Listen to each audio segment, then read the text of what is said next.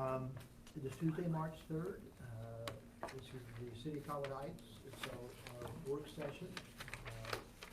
You have an agenda before you, and the first thing you want to do is look at our business meeting agenda, which is very light. So we'll have you out of here early, but I understand there might be some meetings after that, so you'll have an opportunity to attend those. After the welcome and pledge, we have 2 new officers. Robbie, I assume will be here? Yes, sir, except there'll be 3. 3. We have 3. Yeah, there's 2 listed on your agenda, but Tim Duran is, he's a retired guy from Unified, and I don't know how I missed him on, but yes, you'll recognize him. He was there. I'll let you introduce him. Yeah. He's their detective sergeant, so we're looking down. Then following those recognitions or introductions, we'll have citizen comments.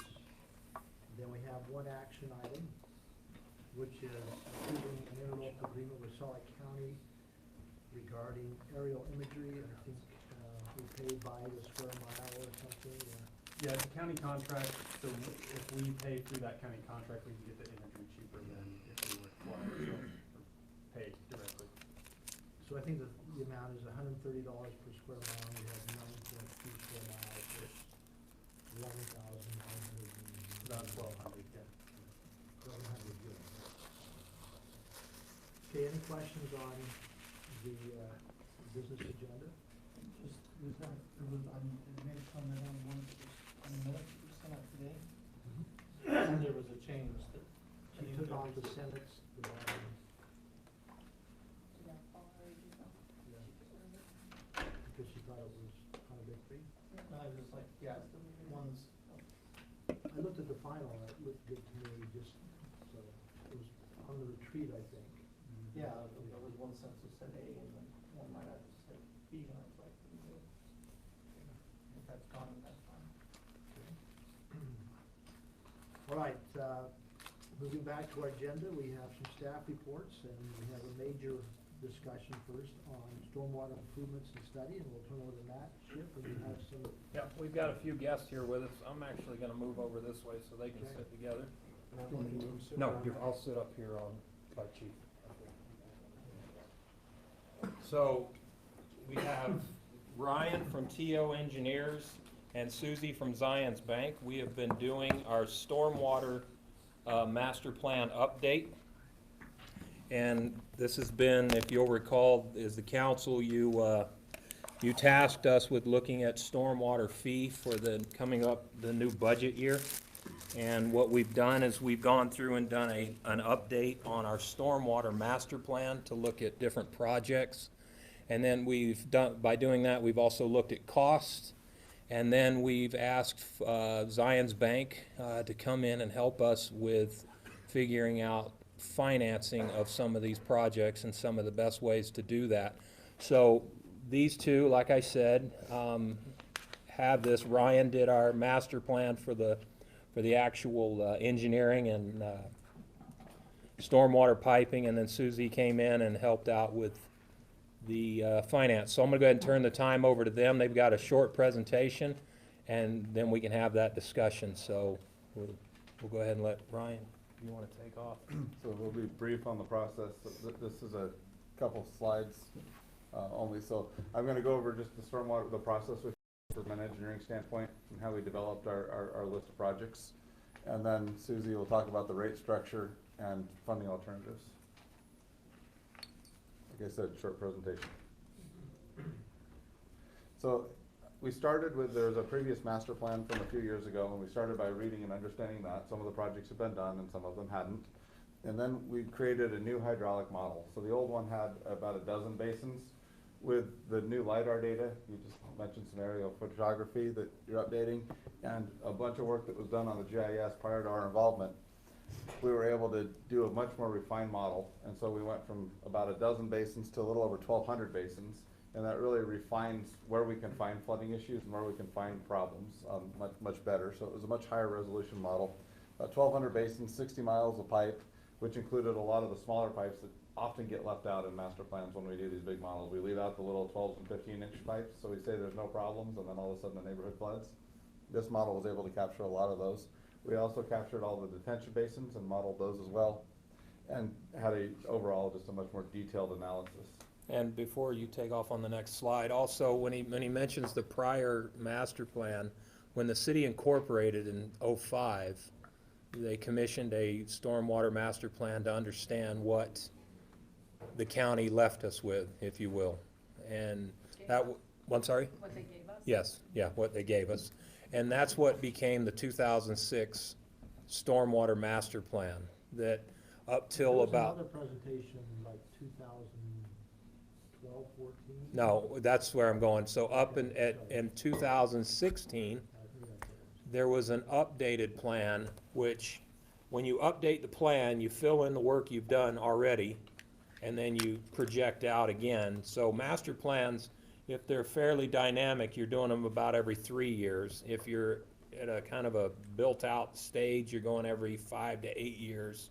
So there was a big gap in there on these. So we're working off the 2016 plan, and we're going from there and updating it at this point. Okay, go ahead, sorry. No problem. Thank you for throwing that in. So what we found, in a nutshell, we did lots of, hydrology, hydraulics, all very boring details that some of us really enjoy, and some of us don't. We found basically 21 areas and a number of problems. Overall, I think the system is designed very well. I was surprised. I expected to find more issues of pipes that were undersized and major areas of flooding. When we assumed that the pipes were all open and flowing at the capacity the pipe that diameter should have, we really didn't find very many big issues. There were a few things to find in that 2016 master plan that we agreed with and certainly showed up as problems in our model, so we can confirm that. And then we found a number of issues with small pipes, back on those local collector roads that the previous master plan didn't really look at in their model. That, it's a 15-inch that needs to go to an 18, or it's close in capacity. And so we identified a lot of those. But generally, we found that the design storm that we had modeled should flow through the network fairly well. But in the GIS, we noted there was a lot of pipes that were not in that great condition. So in the model, we assumed pipes are round and working and flow very well. But there were notes in there of plugged with rocks or failing or falling apart. And that's really where we sat down with Public Works and went over where we've had trouble. And I always like to calibrate a model. If my model says there's no problems, I call Public Works and I say, oh, that's not true. We have flooding here and here. When we went into where we had flooding, we found that it was more of a pipe material, pipe failing, a pipe capacity issue. If the pipe was opened up, it looks like the model says we would be, we would be okay. So the sizing was okay, the So- quality of the pipe was not. So with some exceptions, the sizing is okay. It's the quality of the pipe and the debris in the pipe that's causing a lot of So how issues. do you verify the amount of debris in all the pipes? I'll get to that. Okay.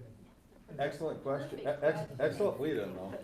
Is the pipe priority percentage of capacity Yes. being utilized there? Yeah, so that's what we were. Current pipe or the existing? We don't have them all. So the pipe capacity is based on the perfect pipe. So looking at all of that, we came up with costs. And one of the first things we recommended is to clean and camera. To answer your question, Mayor, on how do we know how bad it is. We've cleaned and camered, or camered in some areas. That's how we know we have some problems. Our suggestion is to go citywide and clean and camera everything.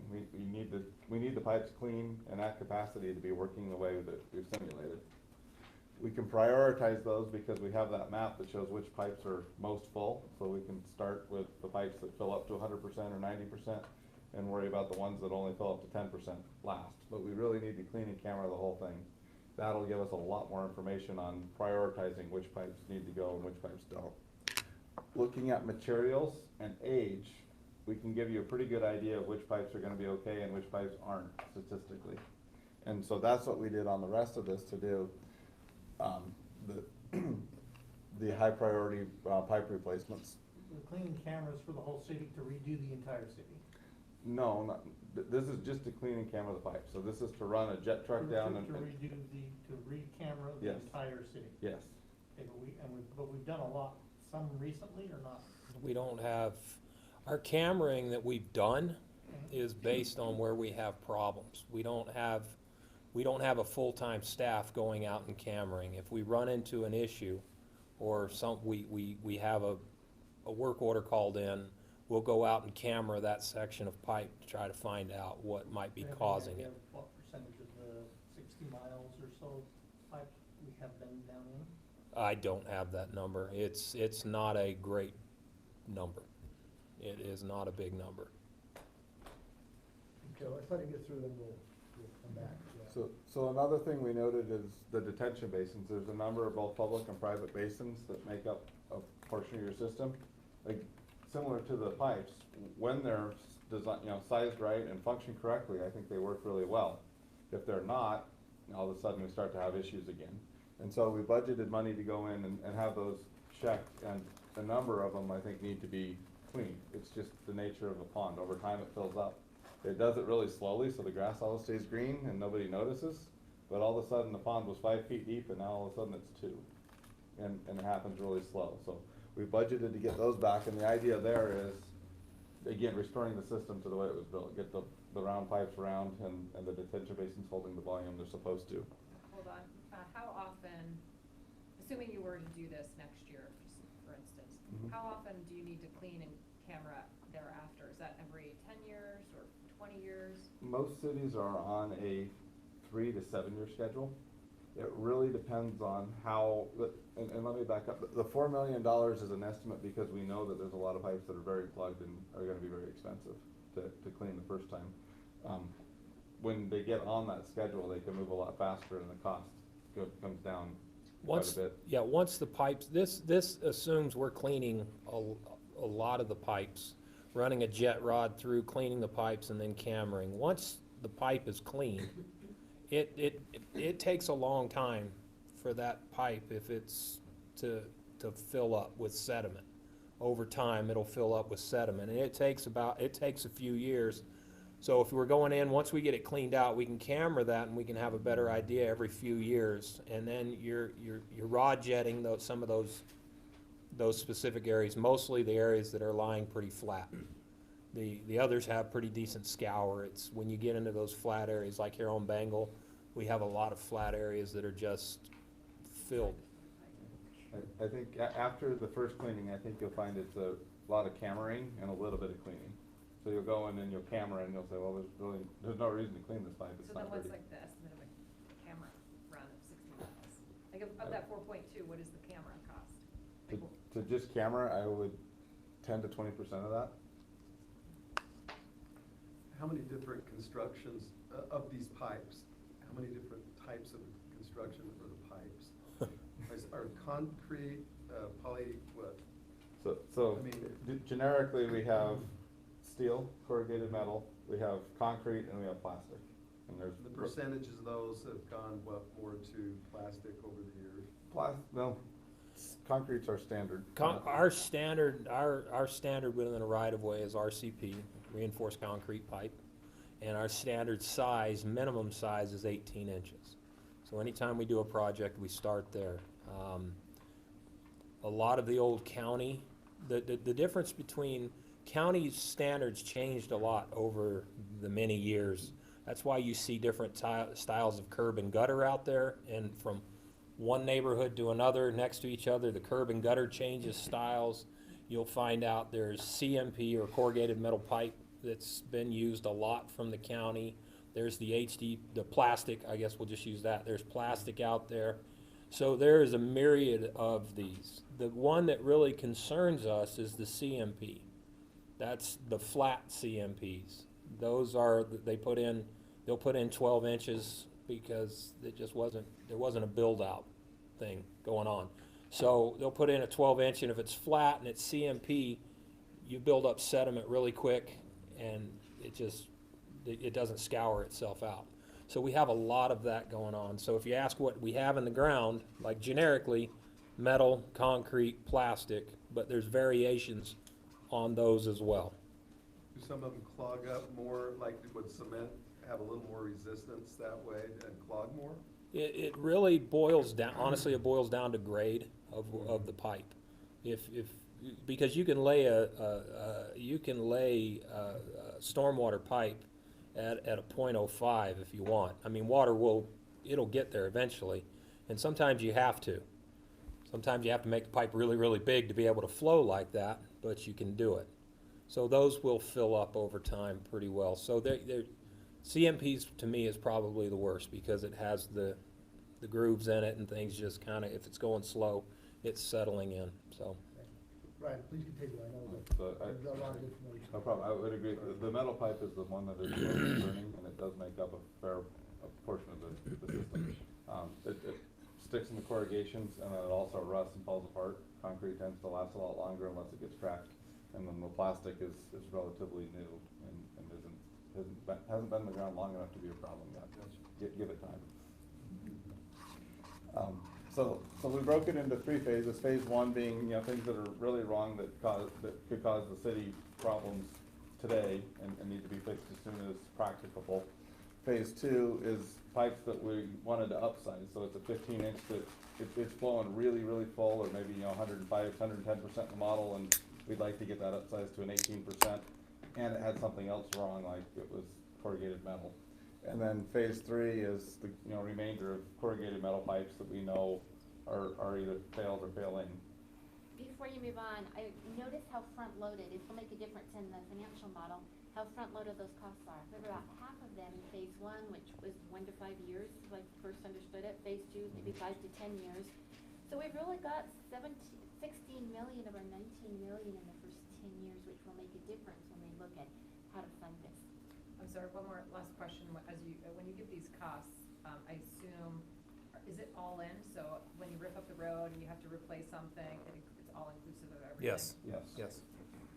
Yeah, so we detailed that out in the report, but we looked at asphalt costs, curb and gutter costs, boxes, all of that, rolled that all up into a cost per foot for different pipe size, and then used the length of the pipe over the area that was, to calculate that 19 million. So Ryan, I don't want to slow you down, because time is critical, of course, but aren't there also federal requirements related to all of this? Yes. So there's the whole water quality program, the stormwater management plan, separate from the stormwater master plan, which has the same acronym and gets confused a lot.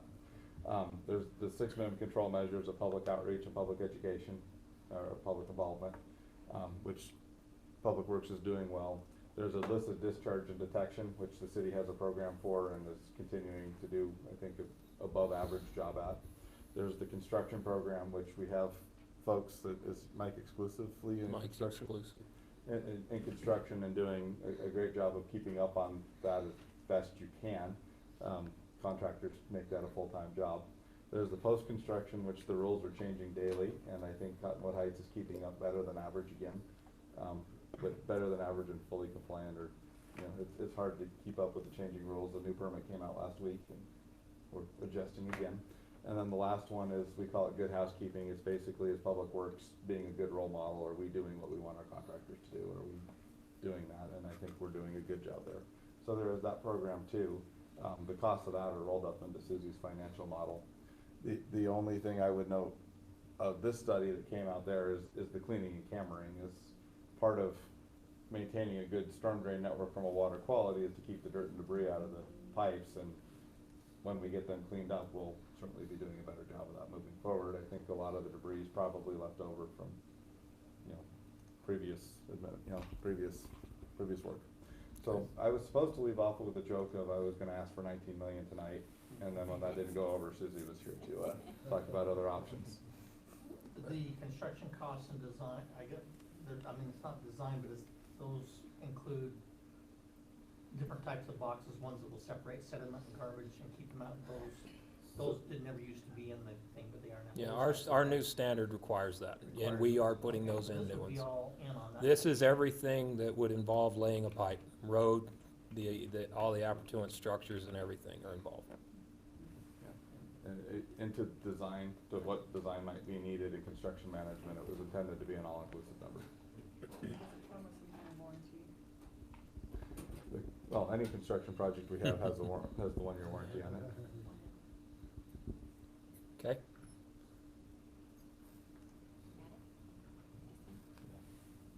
All right. to create a financial model with these costs that were handed off, and it really, it's a very detailed model in itself, and it really has four main components. Ryan handed off the ERUs, the equivalent residential units. Those would be the units that we could bill if we were to enact a stormwater rate. He measured those, I'll talk about those in a slide in a minute. That's our demand factor. So then we have, and that will generate revenue if we assign a rate to those units. Then we have all of our costs, and we have operating costs basically and capital costs. So we work closely with the city to establish operating costs. You have a budget for stormwater right now.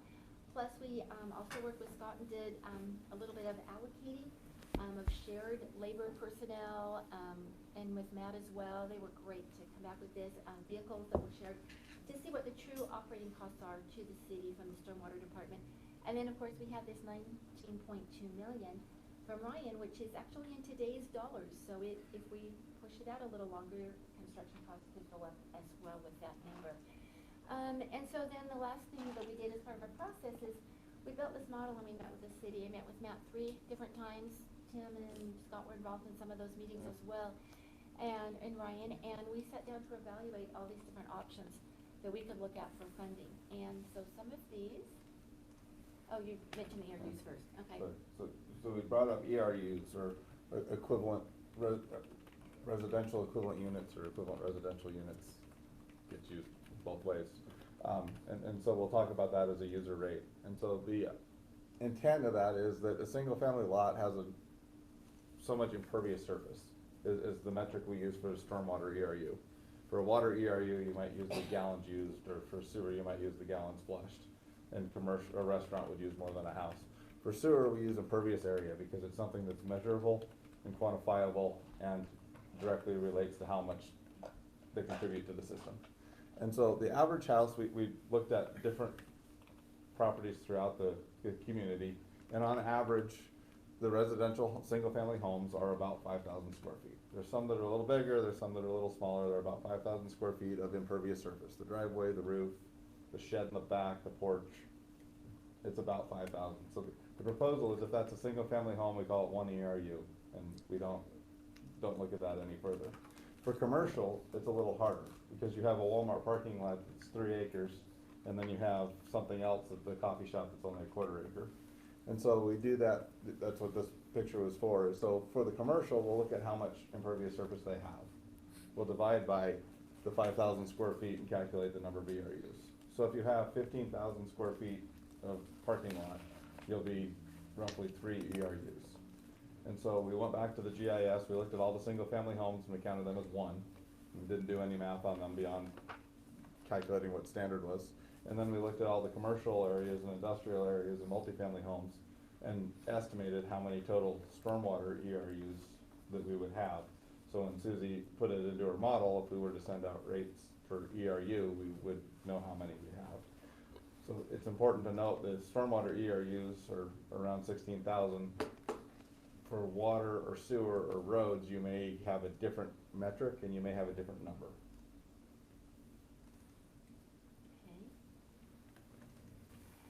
So we looked, just one more background slide and then I'm going to show you some numbers. So we really looked at a wide variety of options for rates, and we looked at what if we were to do these projects in 10 years? What if we were to do them in 15, 20, the optimal time of the front loading? We found that that wasn't going to be really feasible. You'll see the numbers in a minute, so if we started pushing some back, what difference would it make in the rates? We looked at the rate, the rate actually comes out pretty high, really high, if you were to do them all at the optimal time frame. And so we thought, well, what if you were to bond against that compared to a pay-as-you-go scenario? We looked at inflationary costs, adding those in the model for your operating expenses and your construction. You know, as well, we looked at annual increases to rates, one-time increase. You know, how do we want to structure it? We have looked at, you can look at multiple, numerous options, and I'll show you kind of what we kind of are recommending.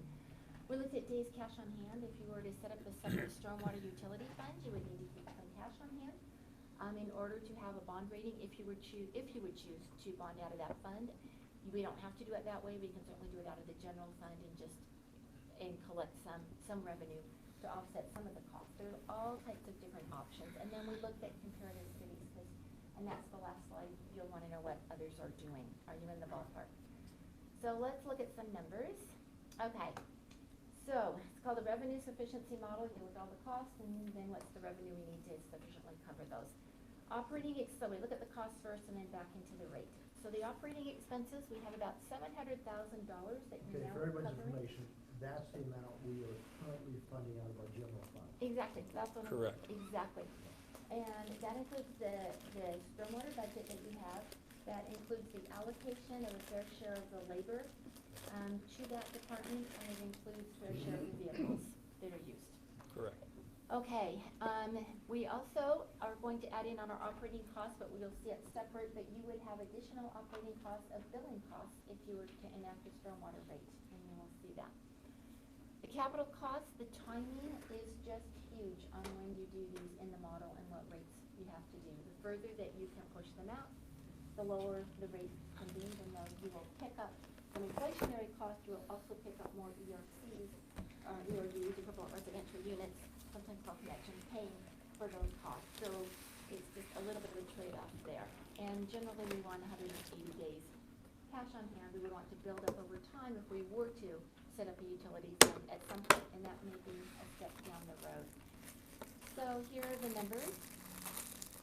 As I said, projects are heavily front-loaded, and to put that many in the first few years with that, the cleaning, the camera clean, that one, the cleaning camera in the first year is like 4.2 million.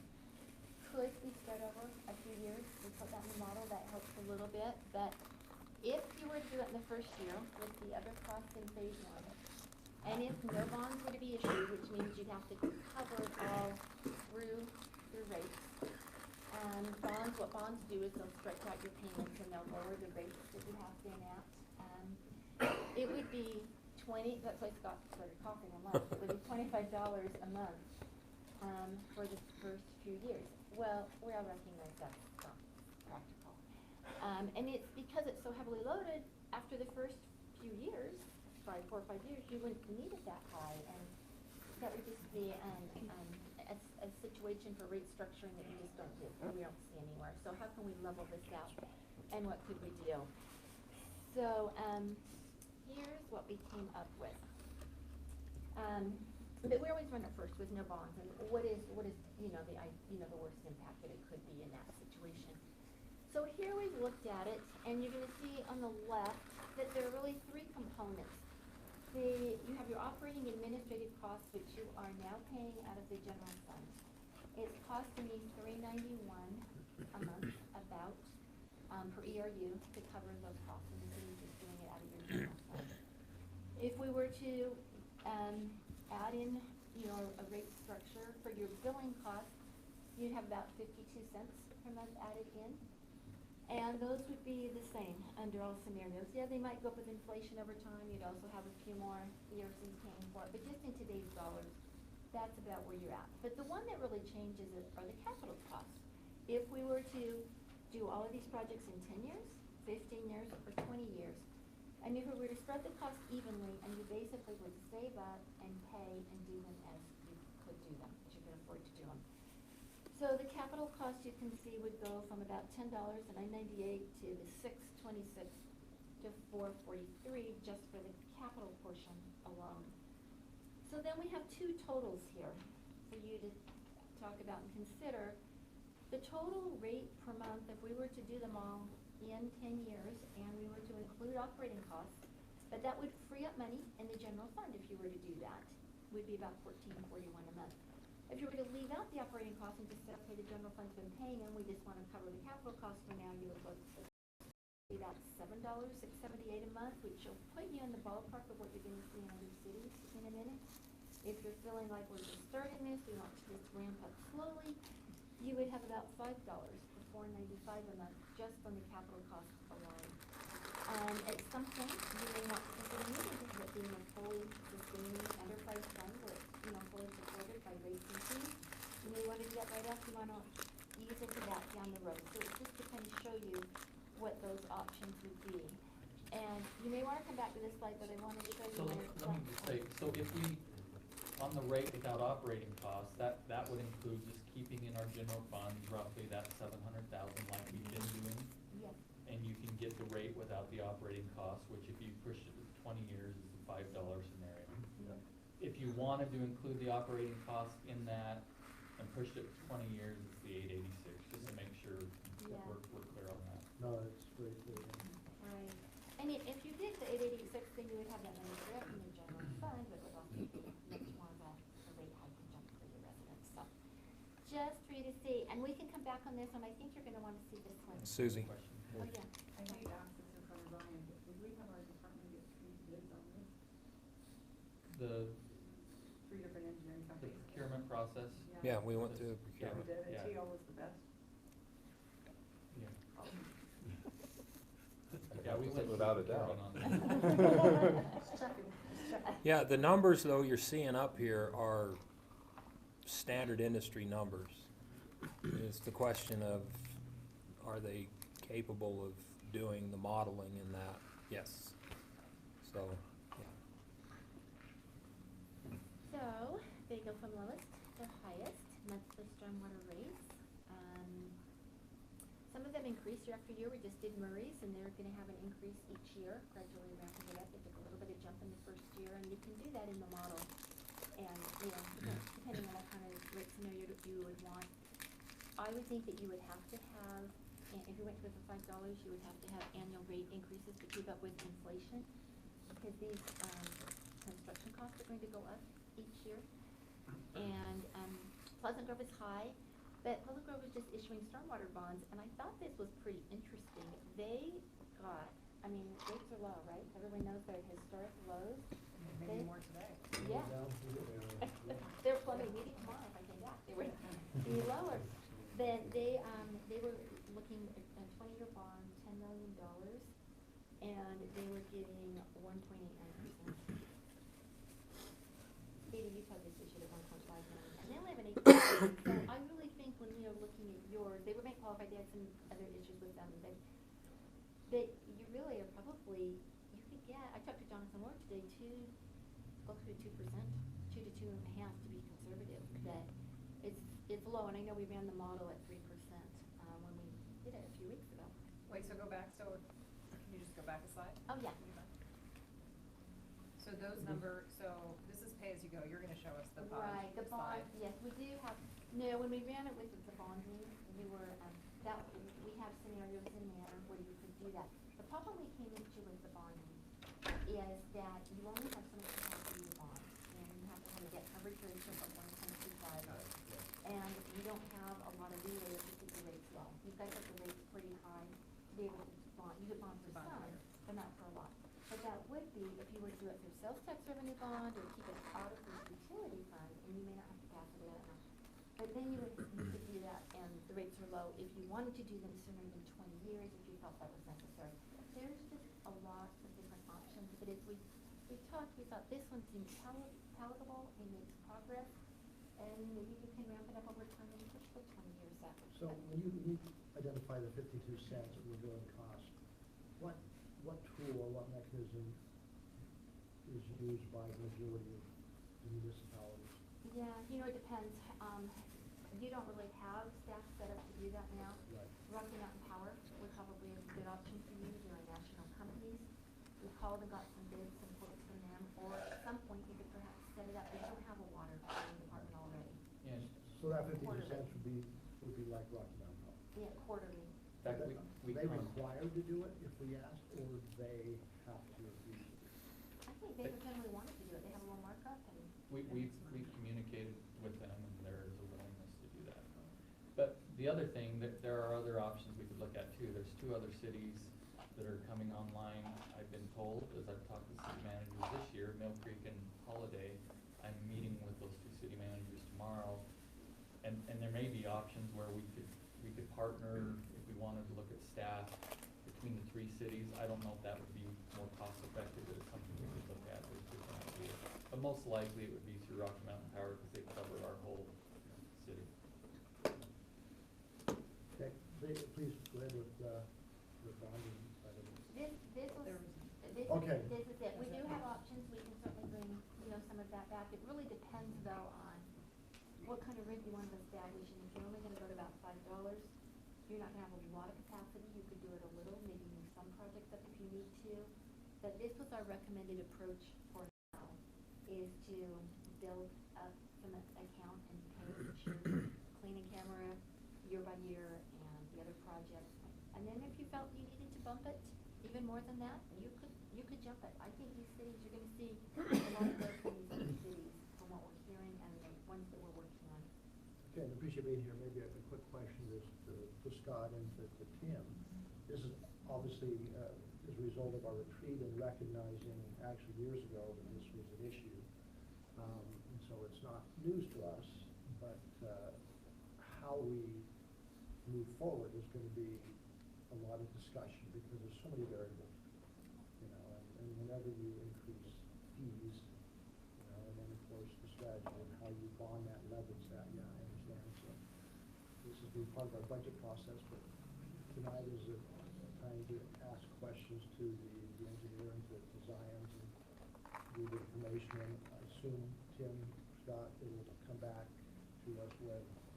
Well, we're gonna be talking about this with our budget committee and hopefully coming forward with some recommendations as we move forward with the budget, and then the full council will have to deliberate on it. As staff, we'll have recommendations. I think one of the big things to realize, we're paying about $700,000 right now in operating in our ongoing work, but it's not really getting us ahead. With these fees in place, it will help us. It just depends on how quickly we want to move ahead. So if you go into the 20 years, obviously it's going to take more time, but it's going to really help us if you implement these fees to start moving where we need to get things in a better place than where they are now. So if we're paying $700,000 every year, not getting anywhere, and it sounds like the big capital expenditure, well, initially it's the 4.2, you said 16 million, but what, could we bond for the 4.2, use the 700 that we've been paying to pay off the bond and then reduce these fees a bit? Yeah, I mean, have you we could looked do at some things like that. a hybrid? Yes. Some of the 700 though Yeah. is equipment You've got like the to street pay your sweeper that we already have. It's portions of Matt's crew's salaries, like 15% of it's not everybody on capital. his. Well, then that shouldn't even be thought of as Well, but it, fungible. the reason why it is it's eligible to be offset by a fee. So if you so chose, you could save the general fund $700,000 by utilizing the fee to pay for those items. But that's a decision that you have to make as a council, but it could be a decision that you make as you go along trying to figure out how do we fund things in the general sense through If the you went to city. the 886 rather than, okay, that's what I have, 495, then it's in there, okay? Right, the 495, It's and then just you, the and then you have the capital. 700,000 in your general fund. Which That's is where you the get that. 391 added in, and so that's in the line that has the 886 in the far column. Does that make sense? That first line down there is everything. It has the operating costs that we're now covering in the general fund. The bottom one just includes the additional billing costs and the capital as well. Yeah, I got a question to Tyler too, and Right. Ryan, I'm sorry, Ryan Taylor, I'm seeing Tyler on there. Whenever we sit in these seats, it seems like every year we have a major thing that is presented to us, that puts a lot of pressure on us as elected officials of how to mitigate and fund. When we saw the study in 2016, we all went, well, you know, same thing a little bit. How does what you've seen from your study compare with the norm in other cities? I mean, I do like more trouble, or many of your comments said better than average, or ahead Can you go of. to the next slide? I think it has the same cost. So on the, as far as the stormwater compliance, the EPA stuff you mentioned? Well, no, I'm talking Yeah. about the condition first. Yeah. I think you're above average with the MS4. The Okay. condition of the pipes, the metal pipes, I would say we're well below average, and the pipes that are full are concerning. I had mentioned a lot of the cities are on the 3 to 7 years that they're going through and cleaning. They don't have the pipes that are, you know, completely full or fall, you know, they have pipes that are falling apart, but they've cambered them and they know about it. They've been able to line them or do, you know, some temporary fixes. To answer your question on the variability, there's some folks, you know, Matt had mentioned the flatter pipes. There's some areas where they're cleaning them multiple times a year to keep that pipe clean. It's on the CIP to eventually replace it and fix it, but right now, they're cleaning this section 3 times a year, and then over here, they're touching it every 10 years. but they're watching it regularly. I'd say by not watching it in the metal pipe, I'd say we're behind on that cleaning and cammering, and that does concern me. Yeah, because years ago, we shared a back truck with other cities, and finally, so then they'd come in like every couple weeks or something, but now we have our own, right? No, we don't have a vac truck. So what- We have a sweeper, and it's good for cleaning out manhole boxes. We can't clean pipes. We have to hire that out whenever we do that. We go to. Increase the amount of time we were getting back. Maybe that's what I'm thinking. Yeah, we would go out. And like Ryan was saying, just so that we're clear on this, our operating budget is keeping ourselves really alive with the MS4 permit. We're doing what we can to stay in good graces with the feds, if you will, and the state. That's where we're doing a good job.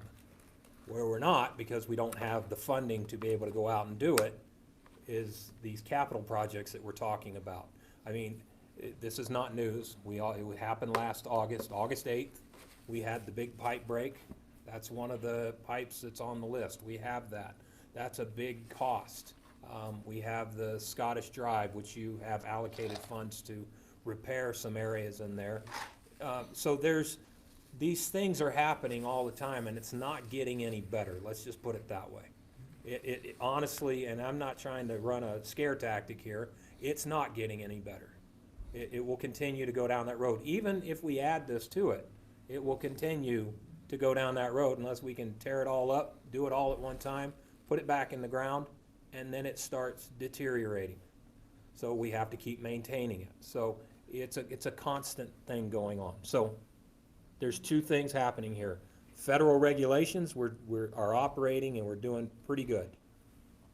The getting it fixed and repaired, we need the funds to do that.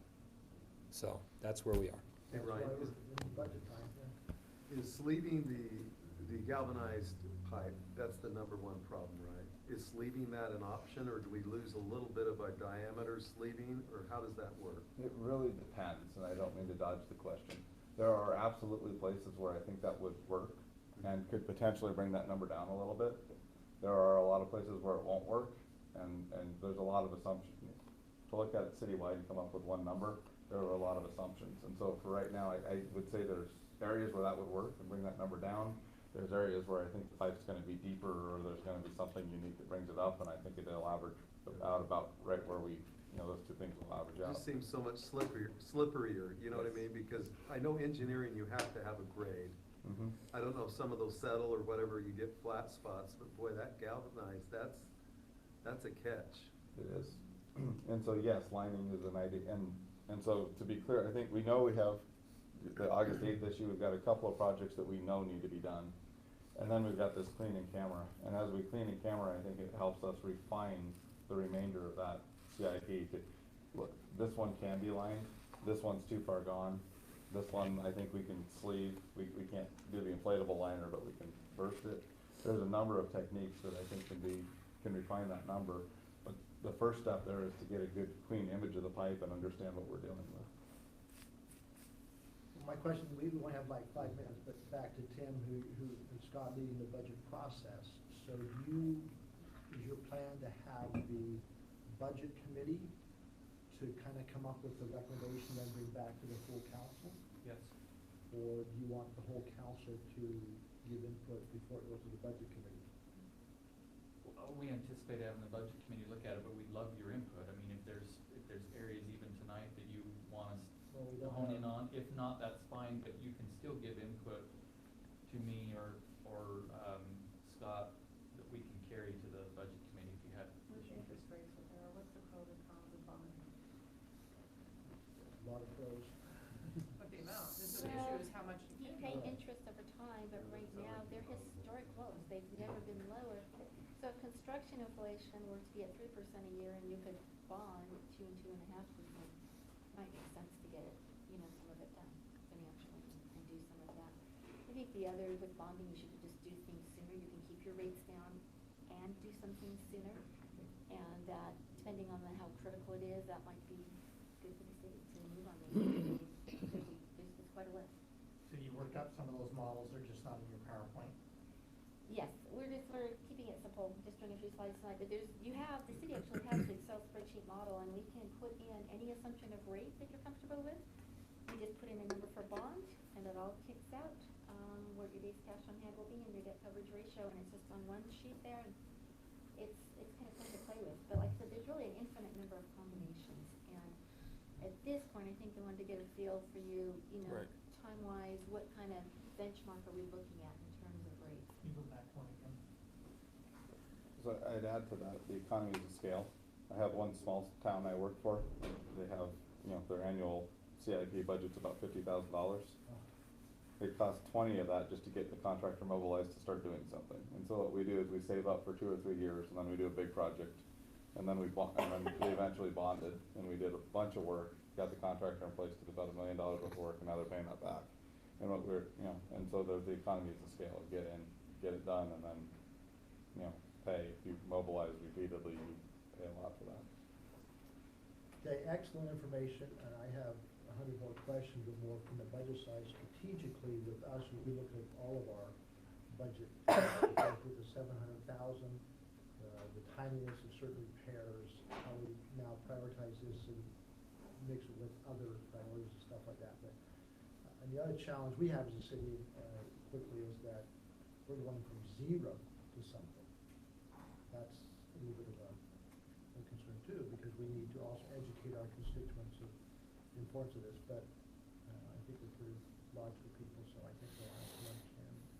Any last questions, and then we'll leave it with Tim and Scott to take to the budget committee. We'll all get to go through it again, and I'm sure we'll be back with Zions and Susie to look at some different assumptions and scenarios, yeah. And it's simple and quick to do, the model's Yeah. done, so we're ready to go. Yeah, there's a lot of what-ifs you can play. You can really, you can go down a deep rabbit hole on this program she's talking about. You gotta be careful. But yeah, it's a great program to answer instant questions. Terrific. All right. That's what's clogging it. Yeah. Thank you. No, we did some cameras, this is an FYI, it was like 6 or 8 years ago, they found lawn chairs, and tires in there, and rocks this big. It's amazing what the camera shows, it blows your mind away, yeah. Yeah, all right. Lawn chair was a favorite. Yeah. Thank you very much. Have some Appreciate your- enrichment, Okay, Mike, let's talk about I think they gave some of those chocolates. yeah. Mayor was eating all of them, I could see. Thank you. When I retired, they gave me a certificate.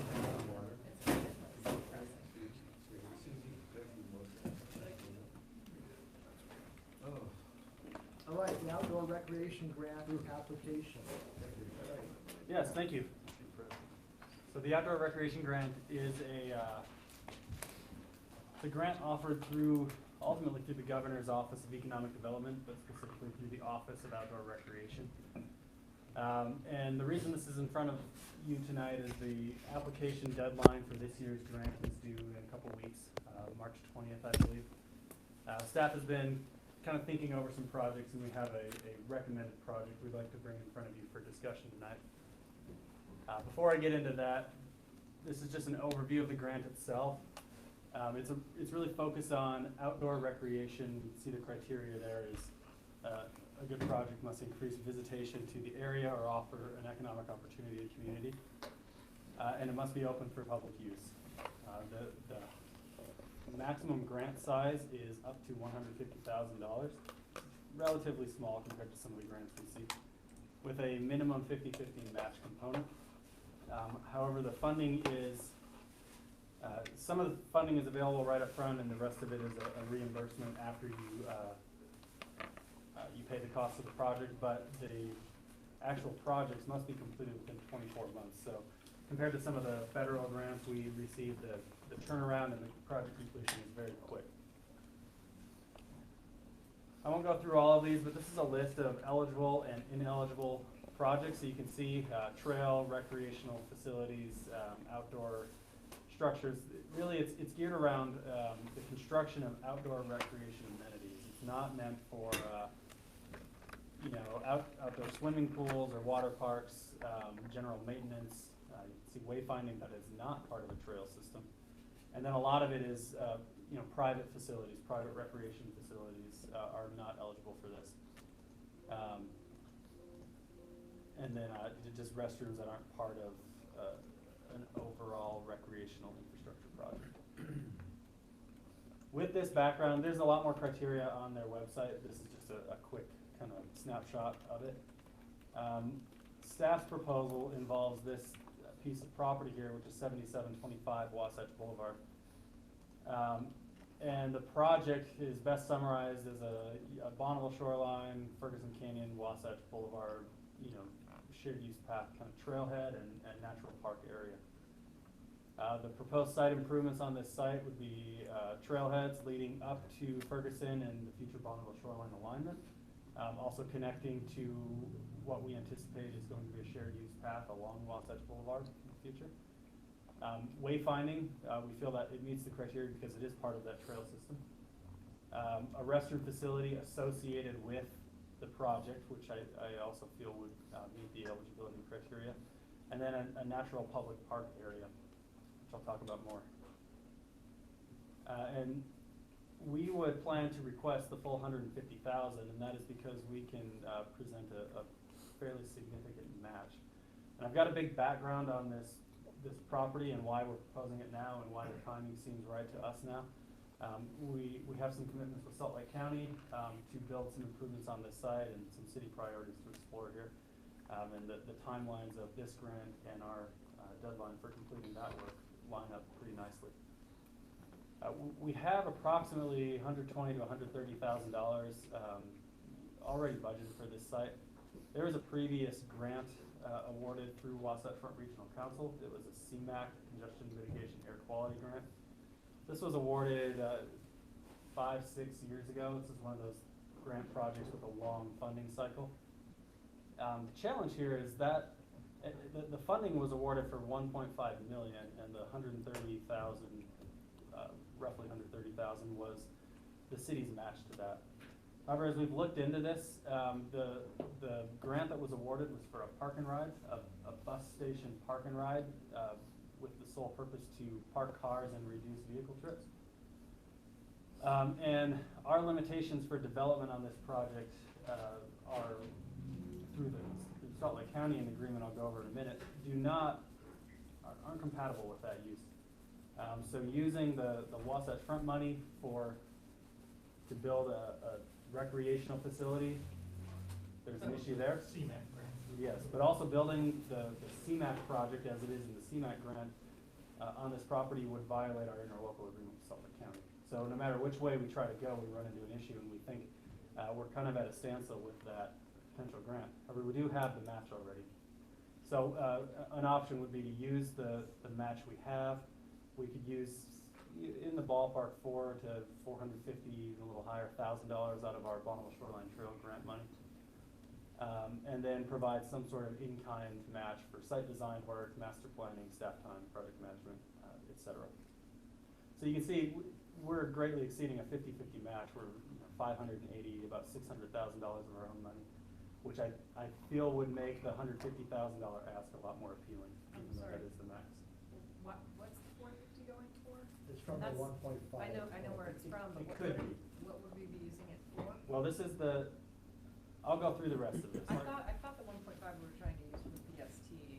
It is, and this is the primary function of our agreement with Salt Lake County on this site is to build a BST trailhead area. So I'll go over the background here. But we only need 75,000 of the 150, right? Can you just go back? Well, technically, to qualify for the grant, yes. We would need to provide 150. And you're saying there's approximately 130,000 already budgeted, so could we only Yes, need 20,000? but we have some limitations or some. You're saying if we can't use that? We're limited in our local agreement. We have to spend a certain amount to meet Salt Lake County's criteria, which I'm going to go over now. So back in 2008, these properties were purchased by Salt Lake County using open space and parks funding. I think it was their open space bond. Salt Lake County paid $3.325 million. Cottonwood Heights contributed $175,000 to purchase roughly 5 acres on 2 parcels for $3.5 million total. Did they buy the entirety of all the two parcels, or, cause there was one that came after? There's a that city bond. parcel to the south Okay. that is not included in this, that we would look at as part of the design of the site. It's fairly steep, but we can still look at it. The stated purpose of the purchase in the documents we have is public open space and developing a trailhead to the Bonneville Shoreline Trail. That comes right out of the interlocal agreement. So after the purchase, the city and county entered into an interlocal agreement to memorialize payments and establish terms for improvement of the property by the city. And here are some of the terms of the original agreement. The construction of the following improvements at the city's expense: a parking lot, a park, trailhead, including a restroom, and a parking lot and trailhead on both parcels. We kind of look at those as one site. We've talked with the county and they agree. General compliance with an exhibit drawing that's attached. I'll show that in a minute. It's really rough and preliminary. And then final design approval by the county director of Parks and Recreation. And an estimated improvement cost of $500,000 plus $50,000 engineering and inspection fees.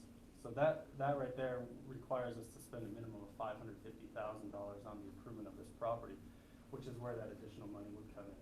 I'm not saying we need to use all of the 400 or 450, but it's an idea to get to that required number. I thought we already had that money set aside for this. Don't we have the $550,000 Well, set aside? you bring up a good point in that over the last 3 years, we asked regularly, where was that money? And the first time we asked, a couple years ago, it was withdrawn, we wasn't sure. And then we pushed and then we were told, yeah, we have $500,000. Then it was this year was the first time I'd heard that at CMAQ, and it's 1.5. So, but now as you look at what CMAQ criteria is, you can't use it. It doesn't work. We have around 125,000 Of our own money. of our own money set aside, which was the match element, I think, for the CMAQ. 6 or 7% The match. CMAQ money, which has been in the grant that's been sitting out there, cannot be used for, So what could that money be used for? let's say, It has to be related to. transportation hub. Yeah. A park and ride lot, a bus park and ride, which violates the interlocal agreement. I was That's what I even was saying thinking, earlier. If we were to repurpose, you're saying like, could we use that money somewhere else? Yeah, We'd have to then take probably that go money through- and move it, yeah. We'd have to go through Wasatch It Front. has to go through a process. We would have, if we're not gonna spend it on this project, we've already asked them this question. On this project, it would have to go back and we'd have to reapply for So another project. It goes back into the pool and then. Yeah. Risk losing it though. We likely will, because it conflicts with what the intent of the ILA is for. Is there- Well, And we have a that's- substantially similar project nearby. Can that CMAQ money be used for, if we were to get that park and ride, the swamp lot, and can that CMAQ money go, be used for something to improve those lots, and then we could get money back from Snowbird or somebody that we can then, I mean, is there? I mean, there's that possibility, but it's a grant application process, because we'd have to give it back and then. But no, I mean, I'm trying to think, how can we keep it and use it for something and, Well, and that's no, what, there's that's, not. well, we have in the past moved a CMAQ project to a substantially similar project nearby. So that might, I'm But thinking again, what you're asking fundamentally, is it says, anyway, let's not doable. lose it. If you went to the triangle for some sort of a park and ride or something that was substantially similar to what we originally asked for, and it had similar numbers, we have been able to we've moved it once, at least once in the past. Or possibly move it the other direction down towards the gravel pit for a similar type of congestion mitigation project. Matt Shipp has had some discussions with the program manager at WFRC, and the preliminary feedback is it's very limited in how flexible that money can be, and it's changed. You don't have to necessarily reapply, but you do have to go in front of the board and kind of present and meet the current criteria rather than the criteria from 6 years ago. And the criteria basically is right now, what we received for park and ride improvements for park and ride, and to get more vehicles off the road. Yeah. Is the intent of that grant. So I think we can Parking still, lots in that neighborhood. we can still explore that, but what is fairly certain to me, or absolutely certain, is it can't be used on this site, so that 1.5 million that we thought we had, we don't have for this site. But again, what you heard from the council, which I think is pretty fundamental there, is we want to do everything we can to try and leverage that or keep it or repurpose it for a benefit. Yeah. Mhm. We've had preliminary meetings, Matt, with Wasatch Front Regional, we're gonna have more meetings about that. And they've been following our negotiations with the county, is my understanding, to see, okay, when you're gonna sell, when you're gonna decide what you're gonna do. And Yeah, and they've been following, yeah, Lines, obviously, hopefully we can partner up with. well, it's a regional thing, that's why we, but again, when we went and looked at the master plan for Wasatch Boulevard, the whole plan for Wasatch Boulevard is much different than originally was thought, with all these parking rides going. Right, that's changed. So that's Wow. changed, and that's why we went to the county and said, we're not sure that that piece of property, that's even the highest and best use for that. And they agreed to allow us to come back and evaluate what we've done. And we've also looked at, through the legislature, of moving to the gravel pit area for a major transportation hub. But there's still some other pieces in there that something could happen. We just have to see with respect to use of this money. So, sorry, just because No, no, I'm good. dense. So the 1.5, because it's tied to sort of park and ride funding, can't be used at this location, but we could go back to the Wasatch Front Regional Council and say, we would like this 1.5 to be used for this. As long That as- it kind of is related to, and they can say yes or no. If they say no, the money goes back in, or we can try to find another way of using that. So we can go back and ask, and say, what about this? Yeah, sure. It's traffic mitigation. Yeah. So you can. Congestion, air quality. Yeah, reducing Congestion. vehicle trips. Congestion. So you can make the case like, if we have this railhead here, people aren't driving up the canyon to go recreate, they're gonna go and recreate here. I threw that out in this discussion, why not there with staff a little bit, and when you were looking at the criteria, that seemed to be a tough sell. Can you make a legislative change? Is it a legislative requirement, or is it as a policy within the WFRC? CMAQ, the CMAQ funding, it's associated with, isn't it federal? Yeah, it's Yeah. federal Wow. through the, yes, CMAQ's one of the more difficult ones. It's pretty pinpointed, the CMAQs. The others have a little more leeway, but CMAQ is very specific. You have to go through a lot of calculations and the amount of material you take out of the air and traffic and everything. It's pretty tight. Each way to alter it, we find another. But the question I have too, if, even though it's not a bus stop, is a park and ride or ride sharing something that is in the criteria? Because there's some more latitude if we look at some things like that. Can I answer? Yeah, well, I'm asking. Well, okay, well, when we applied for those fundings, we used the parking that, Mike, you've seen. We used that, the size, and the size was used for the calculations and the trips. Right, but So I remember if- looking at that site plan, it had a bus turnout and all those Correct. kinds of things to it, which don't work. But what I'm saying is, even if, worst case scenario, you can get 100% of it back because of the formula, but if you can get a majority of that or a hunk of it back to meet another need we have in that corridor that still serves as, the mitigation for air Correct, quality yeah, everything. and that's what we're working on. Yeah. We're trying to work some, And I think that's where some Christine things, was kind of yes. going, is that we're not saying, well, done. no, we're not throwing up our hands at all, no. Exactly. Our meetings, preliminary meetings with them, we're gonna have more Yes. meetings with them, and what we can do with those funds to keep them in our city. So we wanna keep that, The but criteria. at the same time as we're working on this issue with Solid County and that site, we now do not have that money that we thought was in the budget, other than our own $130,000. So we need to start looking for, if we can, either through the legislature, or one is this grant we're applying for now. So an important part of this, here's the big question. We have 1.5 million, which is a little bit more with our match for the Bonneville Shoreline grant that we received. The question is, But $1 million of it is. $1 million of it's committed. Right. We still have a little over 500,000. We Plus the spent part of study. that. plus the Well, study, plus- but, 30 grand.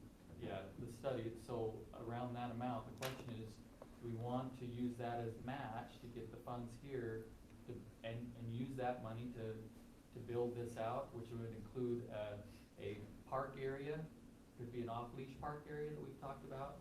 That's the question, do we wanna use those funds as match for this? Cause we can, it meets the criteria of the county. Why would we? Well. Well, it I would can see essentially about 10 deplete the reasons why. 1.5 million. You would then potentially have trailheads, regional level trailheads set up on both sides of the alignment through the city with the fundraising campaign to the south and this property to the north. But you wouldn't have very little left over for the actual trail itself. And Not to it's, say we couldn't- it's due in 2 weeks. This is. Yeah, the application is, yeah. If we, like, let's just, like, moving forward, and then the legislature is over in 2 weeks. We could apply, and if we got it, we can say, oh, we changed our minds and pull out, and they can give it. Like, I mean, is there some flexibility if we apply and we are successful that we can? Yeah. But there's really no Decline the award, downside essentially, to yeah. not The apply. the match could come from something else. We just raise an area. Yeah. Is this, and this was recommended, I apologize, I think the last PTOS meeting, was this recommended or supported by? We presented this to them, just gave an overview and asked for feedback. They gave feedback on certain improvements they'd like to see in the park on the Can site. you go back and show us what the 150 gets us again? Uh, 300,000 goes wayfinding signs, and what was it? Well, yeah, so it's basically this, it's a parking lot, it's a park, a trailhead, a restroom, which are all required by that county interlocal agreement. That goes back to the original agreement. Yeah, so the original agreement was 2008, there have been 2 amendments that have pushed back the original 4-year deadline to construct the improvements.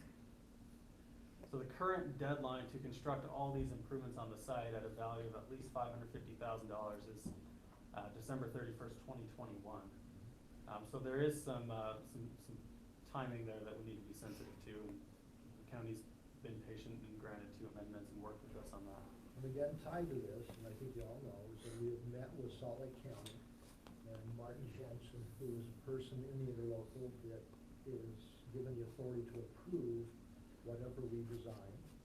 We presented to him the concept of maintaining a certain amount for as a trailhead, but that we feel that the intent of our efforts at this site right here is to use the other open space as kind of a secondary or nature area, off-leash area. So, yeah, so based on what we learned today at our budget committee, it looks like, if I understand this right, if we take back the parks from the county, we're gonna have an increase of $75,000 per year. Okay, when you met with the county, did you ask them if, you know, over 10 years, that's like an NPV of $750,000. Did we ask for an equivalent that we could then use for this, for a dog park, because it is regional? Like, I mean, was there a little bit of discussion about? Well, they feel this quid is, pro quo? they feel that this is definitely not regional. They feel like the dog park's definitely not regional? Because they have just gone through a valley-wide master plan, developing a county-wide dog park master plan. And their criteria is for it to be a regional dog park, it has to have a minimum of 10 acres. And that's when we fought to try and have looked at some small ones in our city, and it's not. But at the same time, they were being very supportive of our concept. Sure. But, I mean, it's still $750,000 that we're gonna have to start, we'll be paying for an NPV value to take the parks back. And we can tell them we don't want them. In light of the Right, Yeah. I mean, at the base of the canyon, right on the right of the routine, it's nuts to say this wouldn't be a regional attraction. Well, to be honest with you, we wouldn't want it to be. It will be. But that's why if you talk to the dog park people, there's gonna have to be some level of control and monitoring. It's not big enough. It could be overrun. So there may be a clause where you have to have, you register at City Hall, you have a chip or something, because it's not big enough. How many acres are we talking just for the off-leash area? This right here, So this is the original, very rough, I mean, this looks like a hand-drawn picture, that was in the 2008 interlocal agreement. It doesn't quantify anywhere the number of parking stalls required and the size of anything. This is just a rough depiction. So the consultant working on the trail access plan right now is working on a site plan design for this site to kind of scale some of that off to see. A lot of it is hills too. It's hills, yeah, A lot and of hill there. there is an opportunity to continue further south. There's a city-owned property there, so they're gonna analyze that. That's really steep, but we'll look at that too. But also that's where you need for document. Sure. Personally. Oh, Yeah. So there could be more. We're looking, this is the general site plan that was attached to that original agreement. So, and this was what was presented to the county is, for that park area there, we would explore that and designing that as an off-leash dog area potentially. So that's where we're doing the next level of kind of site planning for that right now. Again, the county owns this land. It's owned and it was purchased through the Open Space Trust Fund, which really limits what can be done there to pretty strictly what's in this agreement. I mean, Again, kind of the city-owned property there was kind of increased, because there's a ratio of how much has to be left natural on those open space requirements, to add that in, so that if Sure. there was something a little more intense we needed or wanted to do on the flats area. Yeah. And your estimate on the off-leash acreage? It's all over the board. I mean, we need to refine more the finished material of the The whole ground. thing. This is natural and relatively undisturbed. I don't think it'll be astronomically expensive, but after we get the site design back with some materials and concepts, then we'll go price those out. But this is kind of where we are in a summary of things. Because we have this commitment to the county to build these improvements within the next 2 years, we do not have the $550,000 we thought we had originally. We feel that, this grant request makes sense for this site. I guess the feedback I'd like from the council is if we try to move the CMAQ money elsewhere, that $130,000 may go away because that CMAQ would still require a match. And also whether the council's comfortable or not utilizing the rest of that Bonneville So Shoreline are you Trail. interpreting that contractually we are obligated to spend $550,000 on that site by the end of 2021? Yes. So I think our thinking before, and I don't speak for anyone, is that's why it's kills two birds with one stone, because if it's an off-leash area, which is a high priority, and we have to spend that money there anyway, and the dog park has to have a parking lot, it can be shared, so this seems logical to me, and also the buffer of the residents in this site, and we still have to communicate with residents at some point in time, but it's buffered so much by the hill on one side, and Washington on the other side, that it just starts to fall in place, other than identifying the funds. And this is one pot that we can go after, and we're gonna have to do a general fund or other things too, yeah. So, okay, so 550 is what we have to come up with. 150, if we were given the award, we would be down to 400 of finding money, either from the BST leftover or from the general fund. Yeah, with Well, we 150, have to- yeah. And then are there other? Now that's, 550 is the minimum we have to spend, but we have to build these improvements. Which might be more. And this was 550 in 2008, so it's probably more now. The parking lot is way expensive. The restrooms are Yeah. way expensive. So that's, the intention here is to kind of, But I think the we've got county. available funding, we're throwing what But we I'm can still at it. sensing, and I could be wrong, but it's kind of what you were saying, because of our effort in some other areas with the county, I feel that there is some sensitivity to work with us on moving this forward. I mean, you were in there with us, weren't you? Martin, and it was almost immediate. Yeah, yeah. But, Some of those arguments you're trying to make, I think, resonate, yeah, oh, I do, and that's why And I we think it's talked good. about this along with all the others, implying that this is a partnership, a collaboration, of working together. And in that, we're looking as a budget, as a council, looking at all these things. And I think what I said is that I can tell a better scenario if we know you as a town working with us on these things, and we're more apt to feel better about working on the other. So I guess I would say that in our budget, we need to add whatever we're required to do in this agreement into a line item here. Yeah, I don't think it's there, is it? I don't, I'm not No, saying it's that. not, it's not. We should probably have all of our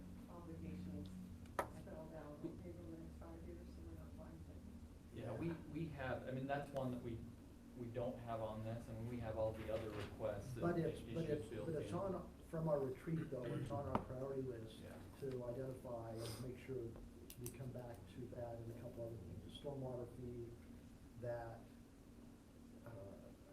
telecommunicate, there's several things like that that still have to be resolved. And they're on here. So with this grant, we can proceed, the minimum is $550, we can proceed asking for a total project cost of $550. Understanding it will likely be more than that to make the actual improvements. If there are other funding sources that are available later on, a new grant opportunity. And I think too, there's ways to phase Sure. aspects of it in. Maybe don't do the restrooms the very first. Mayor, where are we at in the negotiations as far as the west property on the Butler area? I mean, the park they wanna give us? Have we had much discussion on that? Yeah, the same meeting, the same conversation with regarding Butler Park and Mill Hall Park. Right. And again, this was really our focus. They said we really need to have resolution on how the county feels about that, because that impacts our whole budget planning. So generally, we didn't commit to filling it. was what? Generally, filling was what? The feeling from the county, from what I felt I heard, which was primarily from Martin Jensen, because that was his portfolio, he did not see anything that he could, disagree with as far as where we presented. Because what I did is I presented the understanding that we know they've gone through the Ballywide Dog Park Master Plan, we understand their standards are 10 acres, we understand they looked at Cottonwood Heights and could not find 10 acres. They looked at Crestwood Park once, 4 or 5 years ago, and Martin related what happened when they looked at that. And I said, therefore, you're really forcing us, I would say it that way, but to find our own way to deal with it, because you can't, you as a county.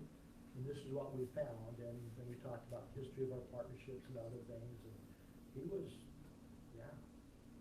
And then just this last week, they've asked for some additional information from Mike, and he's provided that to him. And, so. So do we have support to move forward with this grant? Yeah. I can propose, rather than maximizing what we may have available, I can just propose a match that makes the total project cost $550,000, and that leaves a little wiggle room if the council's more comfortable with that. You feel Well, like as that, far- sorry, you wanna, Okay. sorry, no, it's okay. So you wanna use a larger number so that we have a better chance of getting it rather than just a 1-for-1? Well, Cause isn't it a 50% match? Yeah, but the total project cost is gonna, it But needs to couldn't be you at just, least. but couldn't you Yeah. ask for just a, yeah, That's what I was saying, yeah. yeah. Can you just provide the match amount rather than commit the whole thing? I know you wanna do it to get the 550 to get the county obligation, but as far as just a grant application, We could, I think it improves our chances. you got more. That's the You strategy. do So these numbers are 150 from years back, right, what you're I saying? might have, The I total might project recommend cost reaching out to is Tom that. Adams, now that he's not with these guys anymore, to see if he would pay. I mean, he's a resource of the city, he lives here. But at the same time, we know we're gonna spend that money there. Well, that's where, we have to spend $550. We They have don't to. need to know exactly where it comes from, other than we have it and we intend to spend it.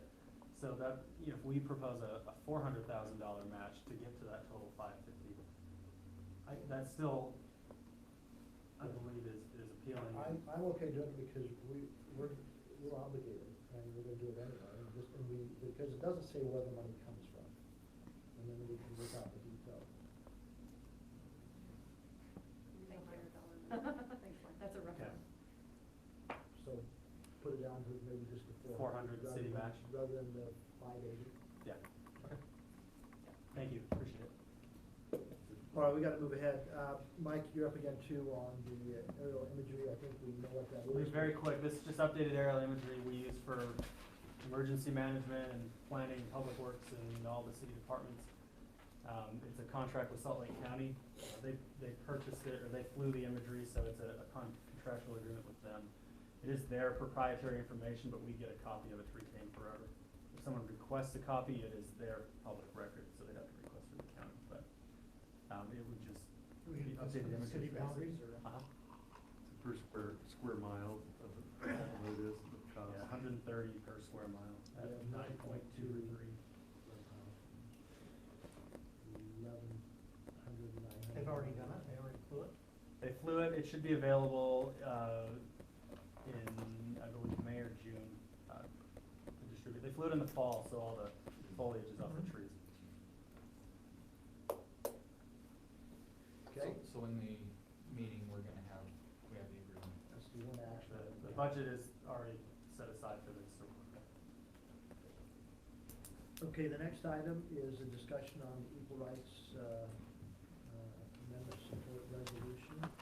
We talked about it a month or so ago. We asked Shane to draft some language for the council to respond to, and look at. And we used what Murray City did as a model a little bit, where they focused on, the first part of the course was focused on the ERA itself, resolution supporting, and then it talked about state constitution and talked about a lot of what's been the example of the state with respect to women who've held various elected positions, etc. Then we had some feedback with an alternate resolution proposed, and then Doug, you were not here, and so you also felt the need maybe to discuss it. Then also, it's my understanding, I checked with Marie Paulson to find out where it was at, and felt she'd be objective, being a female, so I gave her a call. She says, from her perspective, it's stuck in the Rules Committee, and for whatever reason, people are not letting it out. So it's not something that I understand the state's going to be voting on this year. Have you heard differently? That's what I've heard. But we're welcome to discuss it further. We can table it until early next year if we see that it's coming again from the legislature. It's really a state's issue with us as a municipality maybe just showing some support on some direction. So thoughts, discussion? That was my intent, was to kind of move it towards something that was municipally based, where we had the control. I mean,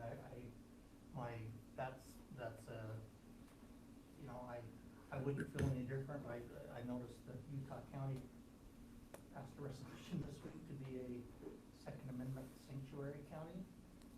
And I feel the same way about that. I don't see that's, certainly wouldn't be us if someone proposed that here. I'd have the same objection. That's a federal issue or a state's issue at the least. It's got nothing to do with the county or the city.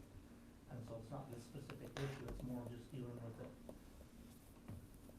what we can do in the city. And so the alterations I made to that resolution, which I'm in favor of, the only one was just to move out the federal portion of it and saying this is what we're doing as a city to make sure that those concepts and precepts are upheld.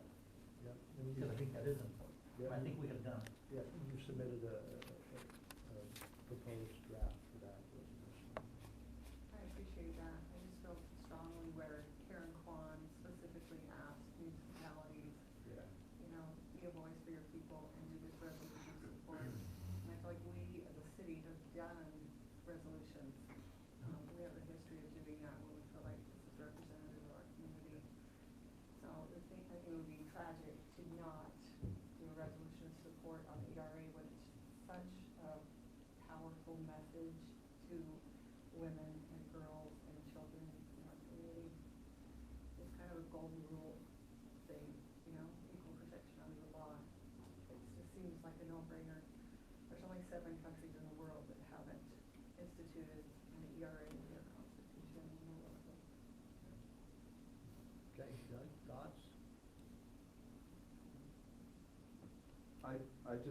We have so much on our plate right now as far as for state and federal issues right now. It just seems like, it sounds like it's not gonna go to the legislature, it's not gonna get through committee, is that right? Well, I guess, like The legislature will Marie do said, whatever the legislation will do. They may, Right. that could change in a tomorrow. heartbeat. It could end up that way. Yeah, As my brother always says, why does the legislature choose to vote on everything the very last day of the session? Because it's the absolute last day that they can vote. Yeah, that was stated in our meeting, I read those.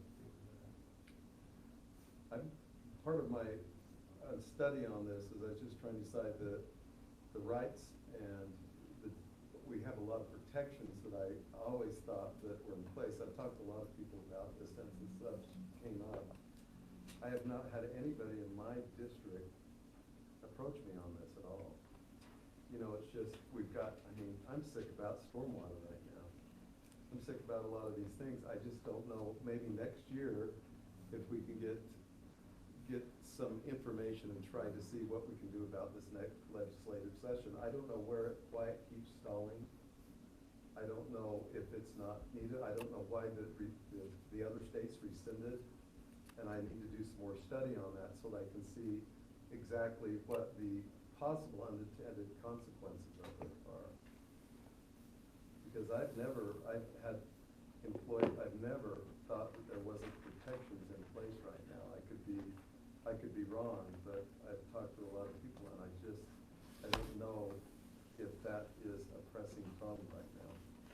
And I do need to look at it further and try to decide. Now, Scott put a resolution there. Scott, is there anything there that you feel like doesn't protect us as far as equal, people being equal in every way? From the city standpoint, I'm talking with my city council hat, not my personal beliefs, but. Right. And that's where I kind of disassociate my job as a city council person as opposed to because my personal beliefs, I feel I've got a right to go to the Capitol, express my opinion, I can talk to my congressmen, my legislators, and do all of that, and I should. But no, mine was, I just took out those pieces so that it said, we as a city absolutely support those concepts. I think we have done so in the past. We should absolutely continue to do it in the future. Also within the city, we're required to, we swear an oath. I did it a few weeks ago, to uphold the Constitution of the state of Utah. And as you pointed out, when they took the wording for the national one, they went back to the Utah state constitution. The truth is, Doug, we're protected here in Utah. It is in our Utah Constitution that we're equal under the law. But we're trying to send a message that Utah supports that same protection for all women in every state. So as our daughters travel out and live in other states, or we're in other states for various reasons, that we're protected equally under the law. The U.S. ERA movement is taking their language directly out of the Utah Constitution. So we're an example already, is what you're saying. We're an in Utah. example already, but it seems absurd that Utah doesn't have the ERA passed for a federal stance. So we can be that shining beacon to the entire nation. And I've done a study, but I would like to do some more look at it, see there's always unintended consequences, and there's a reason. Do we know why those other states did not ratify? I'm sorry, unintended consequences for 14 words that show that that I have the same rights as you have. What do you not have rights? What's the difference in your rights? I don't understand that. How are And you the not US protected though? Constitution, it says all men are created equal. I go to college, I'm a freshman. I mean, at what point do women have the same rights as men, and why can't it be in the Constitution as such? Because of Because Currently, races are protected. You cannot discriminate based on race. But sexes are not protected in the same way that races are. So we can be discriminated based on our sex. And Social Security still defines women as dependents because we're not seen as equals. It really is significant and absurd that we're in this day and age and we're not considered equal. I think to maybe comment after what you said, I feel a great weight on my shoulders with stormwater, to your point, with all these budget discussion topics that we've had today. I would like to have one beacon of hope in my day or in my month or into the next 2 or 3 months that I can, when my daughter, my 10-year-old comes up to me and says, Mom, tell me about the ERA. What's so hard about changing these 14 words in our Constitution? How do I answer that when I can't even tell her that I'm pushing for that at the local level, which means more to me than what happens at the federal level. I need to show her that what I'm doing here on a local level means something.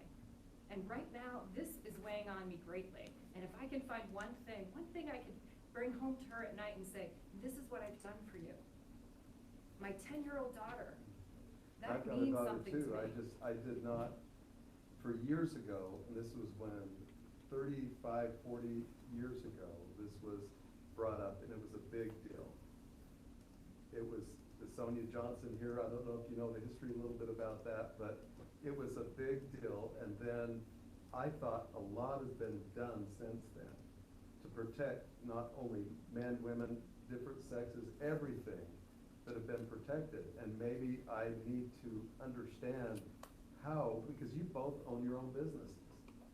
I mean, have you felt, and I've been in business and I've been frustrated because sometimes, occasionally, I can't get bids on jobs because I'm not a woman-owned business. So I feel like that's an interesting dynamic because I felt like I guess it's a balancing act on what, I thought the state of Utah was amazing. I don't know the history of the other states and what they do not have for women. It's not that fantastic. Women are paid less than 70 cents on the dollar for what men make, on an average, and it's worse if you're black or Latino. You're talking about the 14th Amendment in terms of being protected. It doesn't cover. Says, because I look at that, it says, no state shall make or enforce any law which shall abridge the privilege of, or immunities of citizens of the United States.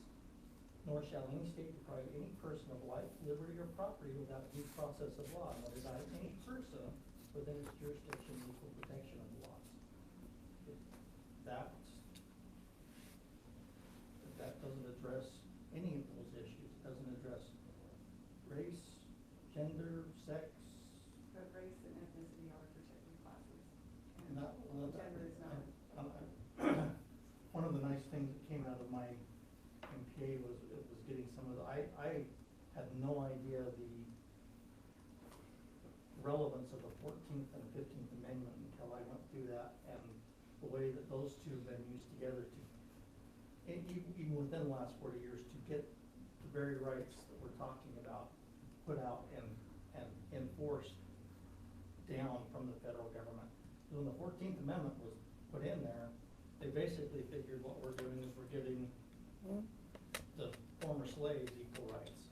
But then we ran into the nightmare It's also with an alarming direction that other states and the nation as a whole are headed in. The Violence Against Women Act was rescinded this year. It's making it easier for women to be the recipients of violence, threats, and harm. We feel very much. that Okay, it's this is, I knew this is a sensitive issue, and again, I'm kind of in the middle because, again, conceptually, if this was before me, I would vote for it because the optic or the perception is either you're for women or you're against women. Even though if I look at detail, I don't understand all of the issues behind it or even the history. I've read a little bit about it. But if it's to send a message that I support women, absolutely. And for that reason, I'd probably say, yeah, I do. If it's before me right now. And that was And I the showed intent that. behind, my suggestion was to find a consensus and a community, something that we could all be, because again, it gets to be the, why are we, you know, if you brought up a resolution that had to do with any of the hot topic or partisan issues on the federal level, I would feel the same, regardless of how I personally felt about them. I would have the same objection, and the only alterations I've made from past resolutions that feel that way have been the same. Let's take this out of the things and let's make it about where my purview is, which is as a city council person in Cottonwood Heights, and what we're doing in our city to make things as good as we possibly can for all of our citizens. And We kind of have three options right now. Going forward, you can add some. We can move it forward and let people vote on either one of these at our next meeting. We can table it and spend the next whatever time we want to become educated, to meet some questions and bring some people in to say, here are the pros and the cons. Or we can just table it. Welcome for positions, suggestions. It'd be nice to have something that, as a city as a whole, we say yes. Well, as I say, with those changes that I made, I would be willing to vote for it going forward. It's just, I just don't know if that's a consensus amongst. I find it important that people would say rescind something would make women a target, you know, like you said, that, I need to look in and see, why would that even be an issue in today's world? Because that historically has been a bad situation. But why would they do that, Telly? Why would they change that? What's the history of that? Google that, violence against women.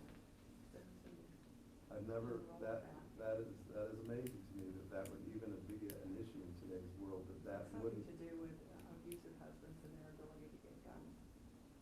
And in Utah, I think we're one of the worst states as far as domestic violence. But too, if you look at the testimonies or the public comment on Murray City, it was quite interesting. It was all over the place, pro and con. And wow, it's a hot topic. So, how would you like to proceed? I mean, I feel very strongly, like 70% of Utahns across the state are in favor of ratifying the ERA. I would suspect it's even higher in Colorado Heights, the percentage that are in favor. is that on who was that? That was the Survey. unfortunate that article didn't go into any detail on exactly how and what they did. I suspect that 70% of any constituency was calling their state legislatures and filling up their email box. That's not true. Take a look at our state legislature. They gutted all of the amendments that the public wildly supported. They're not listening to us. Yeah. It says that. Yeah. Well, obviously timing is an issue. Okay. Yeah, We timing. can't pass anything, but I'm going to put it on the agenda for the 17th, if you want it on now, where we can go through some discussions, bring some people in so that we can get educated. I assume it'll be on again a year from now, without question, but I'll have to look at the 17th. How long has it been since we received the packet from Murray City and the resolution? It's been a month now that we've had the opportunity to review. Approximately. Every month, we had one meeting, and we gave Shane the direction, and then John was not here, and that was the first meeting. We send out those. This is the first meeting we've had all of us. The first meeting we had the conversation. Was I out of the country when this came out? Because You weren't at the original discussion meeting on this. but I mean, when you sent this out from Murray, when was that, a month ago? Murray's meeting was 2.5 weeks or 2. Well, yeah, it was sent the week I before left the first of February. And that was about it. Yeah, so it was the first meeting in February. So that's probably We had when the that came conversation. I guess personally, I would hope that that's something that we would be able to come to a consensus on, so that we could all be, I think, with the underlying concepts, I think we're all in agreement. I don't think there's a tension there. Well, there's a pretty clear distinction, to be frank, and this is for the ERA amendment. That's the, and that's what it is, that's what they want.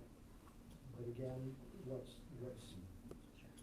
sometimes is challenging is that, true, it is typically not a municipal issue, it's a state issue as far as legislation, but like Don said, we do pass resolutions and so support a lot of things. This one is a little more touchy because of the history and what's. Well, I haven't gone back. I know that Yeah. we have tried to keep, or at least I have tried to keep things municipally based. If there's, I I haven't bothered to go back to ensure that every single resolution that ever been passed by the city was 100% tried and true to that.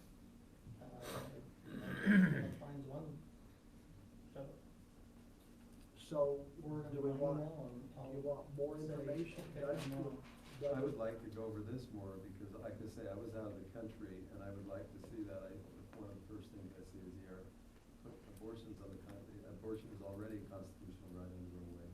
I'd like to go through this. Yeah, that's a pamphlet that's in favor of it, and then if you go through the minutes, the other thing, you'll see things that are contradictory, so it's, I tell you, for us, it's a resolution, I mean, it's not legislation we're passing, but. But it's So our therefore, standard. that's why the draft of the resolution really is focused a lot on, in Scottsdale too, it's the successes we've seen locally and in our state. Truly, we've had some great successes. So it means, like, use the same bathroom, is that part of this? It's a myth. Those are all myths. I see.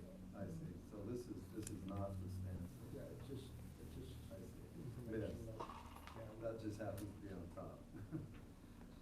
yeah, that's just, Right. Should probably not be on top. that's just my document. Right. Okay. It had me going there for a second. I jumped right into it. Okay, we don't have much time, so, we may have to come back after. Well, I'm supportive of putting it on for vote. Or, fine with it. What would you like to do? As it currently stands, I would say yes if we would use my substitution. If not, I would put it on for discussion at a later point in time. You can put both on, vote one yes and one no, or both no, right? You can vote on both of them, couldn't we? Can we have both of them? I guess we can do it. For resolution, Yeah, You need to have one and vote up or down.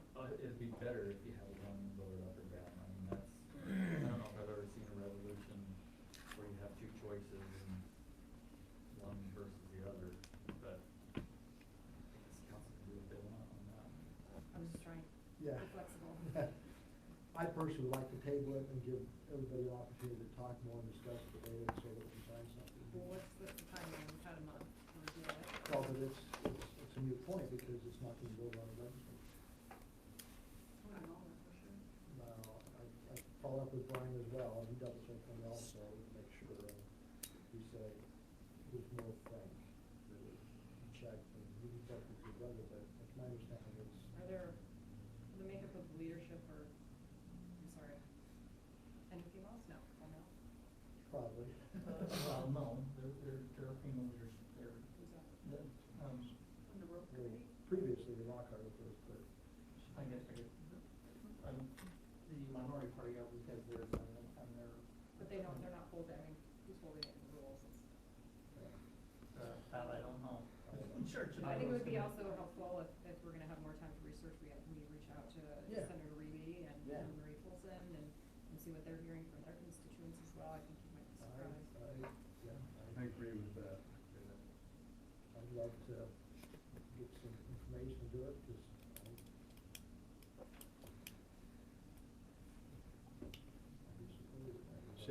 Shane, I hate to Yes, break sir. it on you. On this, have you had any legal precedents where it's been an issue that, you feel like this has been manipulated in any way, or, as far as? What has been Well, manipulated? the legal, has the city had a situation where women have been treated unfairly or paid in a different situation, as far as, they mentioned about 70% type thing. I know some of the studies I've seen said because of, women, if you have children and that out of the workforce, so is that being mitigated, the problems with that? I think that all I know about that is what other people know about it, that read the newspaper and see these statistics. I can't recall anything coming before the city council concerning that, but that's not to say that it doesn't happen. I think Councilmember Peterson's asking if the city in particular, I mean, municipal level, paid women less than men for equal work or equal say, yeah, for sure it has. Based Okay, on no. my observation when I first came into the council. Well, then you, I guess you'd have to, and then please document, I'm not aware of any, if there were any that were brought to me and said, this is what's going on, I we think work to Cottonwood in rectify. particular was undertaken when I came in 2 years ago. I'm hoping that we've rectified that. Well, that's a whole nother discussion on. Yeah, I'm But sorry yeah, to bring it's it up, just I'm women's just trying to lives get a that are general involved. feel for the inequity, if there is, I know there's probably a perception, and I know that Utah, I thought Utah was very strong, and maybe they're stronger than many other states. We're actually really forward for women's equality. We rank very well on the national level. Well, maybe dead last. It's really bad. I'd like to at least. I'd love it if we reached it. I thought you said we're better than most states, on some. No, we have language in our constitution that the federal level is borrowing our language, but in terms of equality of pay and women in poverty, we're really bad. Okay, again, my position would be to try and find a great consensus to send a more clear message to the legislature. We can do that. I don't think there's time restraints at this point. We can keep it on our, it is on our priority list from the retreat. Maybe ask Tim to bring back someone who was in favor and someone opposed to present to us in this meeting. And, because we can't vote on it until the 17th.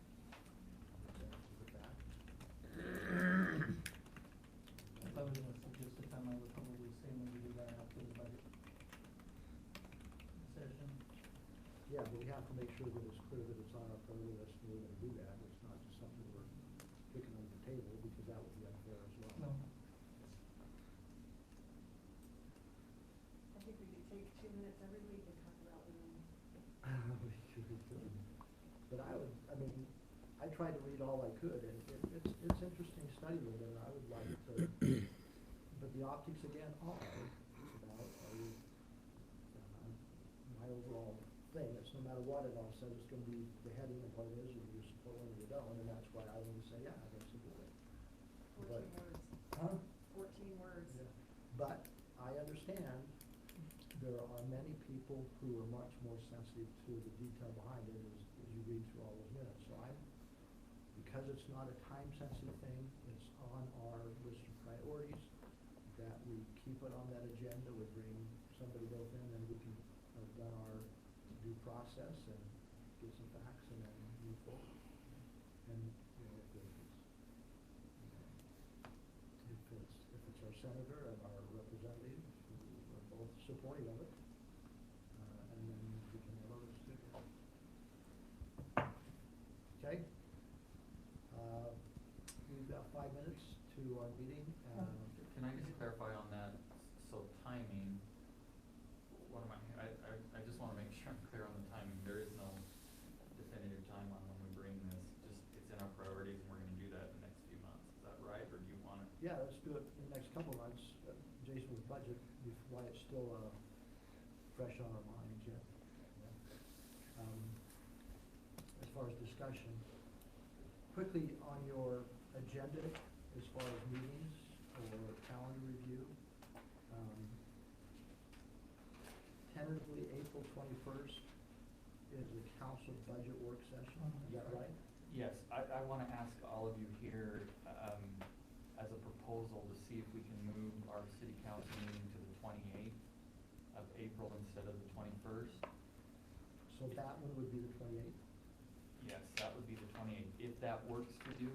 The reason for that is we have the league conference and the city manager conference that week. If it doesn't work for you, we can still make the 21st work, it's just, I'm proposing. Those are really good meetings for.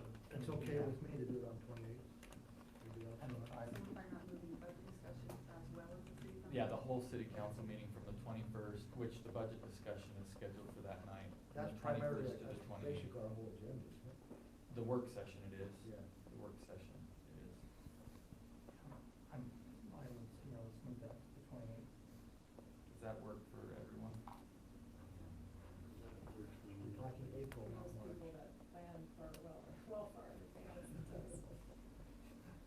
retreats on the 23rd. Tentatively. Okay, I'm hearing that to go tentatively. So it's critical that the committees, both committees this read and ask those hard questions and again, try and come to a recommendation. Again, if you can't, there's disagreement, then bring it back to the full council. It's really important that those two committees work through the challenges, and there's some big ones. And if somebody can't attend a meeting, please let me know, and I'm glad you represent the council. So we have two elected officials at each meeting.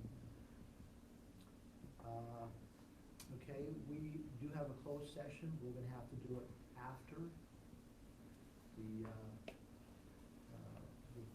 which should be short. And that closed session would be both about litigation as well as property acquisition. So,